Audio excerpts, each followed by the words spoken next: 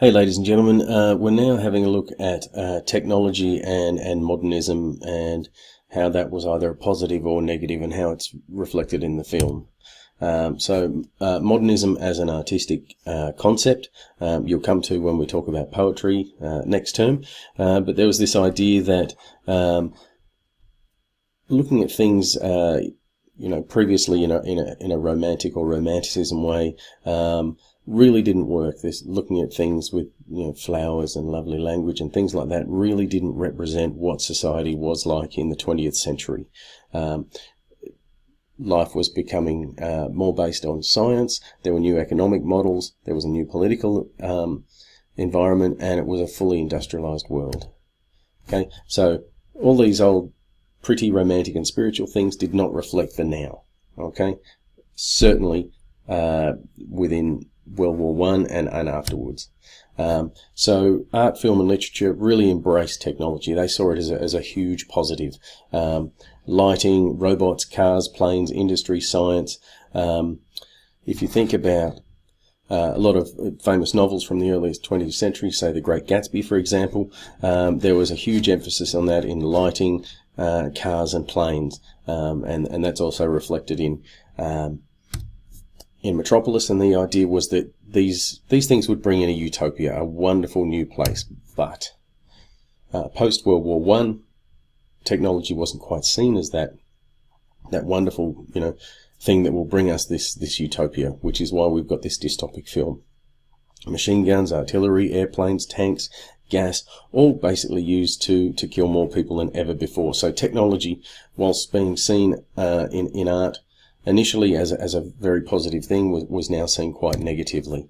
In the late 1800s, cities were now industrial based, so lots of people were leaving rural areas and becoming part of the assembly line.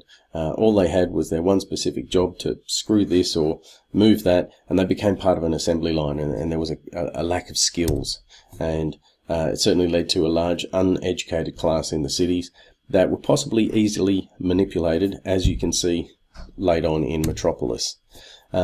So there were a few established literary motifs of modernism, and you could certainly suggest that some of these were actually established at the time or through Metropolis. The fear of machines, the creation of the artificial man, the robot, the mad scientist. Rotwang is your stereotype because that's what it is, and everyone's based theirs on his. So the idea of urbanization, the city becomes too impersonal and too dependent on technology.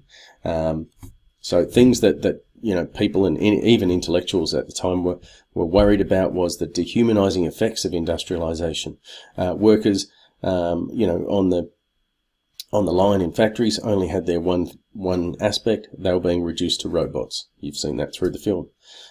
This idea is there's no such thing as personality and individuality, and there were lots and lots of people being killed in industrial accidents. It's it wasn't like we are today and we have work health and safety or things like that. So what was Lang doing? He certainly highlights modern architecture and advanced transport systems and high-rise buildings, and really tries to present cities, especially in that first scene of the movie, as a really utopic place, as a wonderful place. And this is reflected from his time prior to making the film, when he went to New York. He's based the city skyline on the New York skyline, but he also wanted to reflect the social structure that he saw in society. So the machine, or the M machine in Metropolis, has to keep going for the city to survive. So it means that man is subservient to the machine. And once man is subservient to the machine, that produces a change in society and a fear of technology.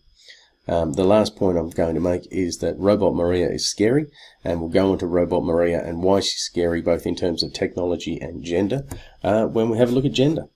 Bye.